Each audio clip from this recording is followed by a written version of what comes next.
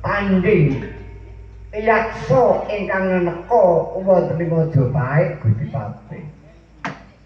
Kula inggih sampun mundur saking papan Ronanggana Gusti Patih. Welas dakwah dudukake diri. Minasura pancen pengpengan anggone mungsemi kowe-kowe kabeh. Lagi kados pundi Gusti Patih? Iya mengkono, rene kabeh mau Prabu ting praja aku wedi. Mula kabeh kawicaksanan dalem iki ora gumantung kowe kabeh. Ing kono yen pancen wis padha kuwa ayo dadi atur sowan ngersane Sinuwun Prabu. Mbok menawa ana sawening jago sing kira-kira bisa ngrangkul karya. Amarga dudukake diri pangamuke Prabu Minasura. Monggo Gusti Patih menawi kados ngaten kula ndherek. Yen pancen kaya ngono enggal-enggal sowan ngersane Rama Prabu.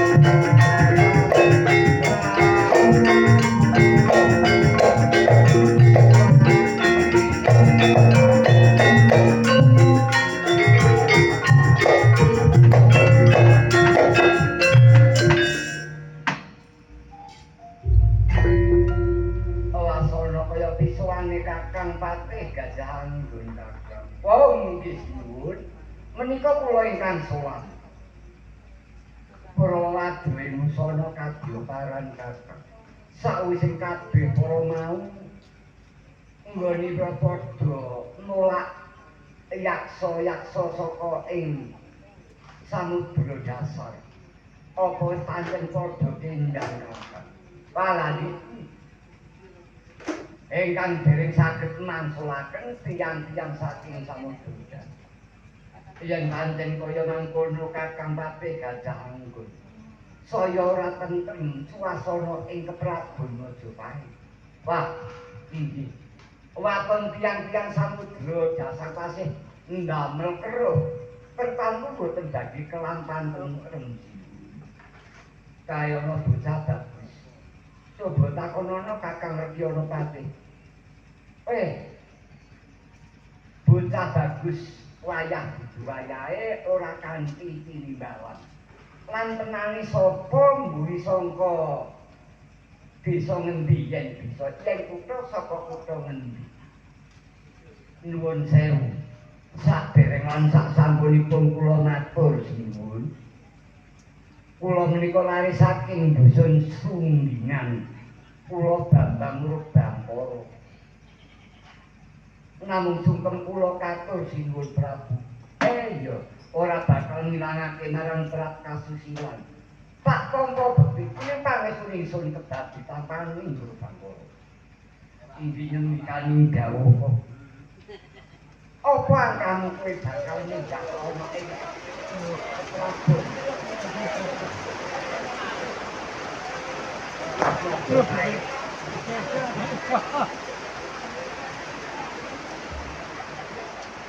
Angka kula menika badhe mbak kuwi. Tapi labuhe kenal ya, Pak. Ora ora aku ayo. Yen sancan iki Ono mulai ning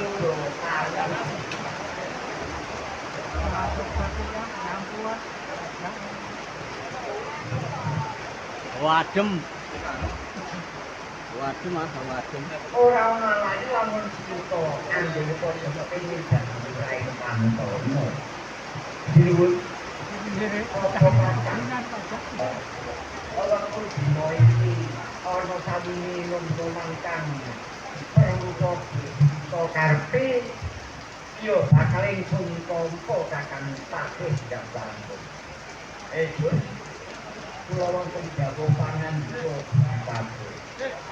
Sangka kesane sinuwun Prabu Wijaya dina iki ditampa kastitan. Karana dina saiki ana keruh ing keprabon Majapahit. kita sekono. Wah, bareng aku ning Jawa.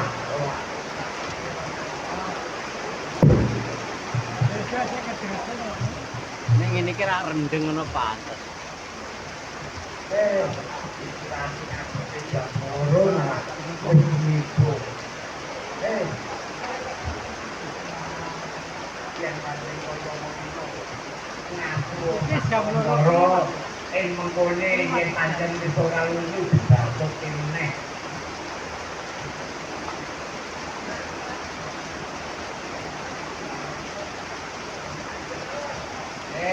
Nek dilanjut sing pancen rumangsa kena udan padha pikir nek nang pinggir kodanan nang tengah. Soale yo iki ora ana gimbale. Yen pancen kaya ngono. Dino bangkol suara gawe pangan iki. Rene iki ana keruh sing gawe onar. Tandian wong saka sampeyan. Kenapa lagi? Apa tulisan urae sendika ngayahi dawuh nuwun Prabu. Sinaosa kula mengsak kalian yang sami berdasa kula mboten dadi wekdal. Yen pancen kaya ngono aja kesuwen. Papakake wadya saka samudra dasar.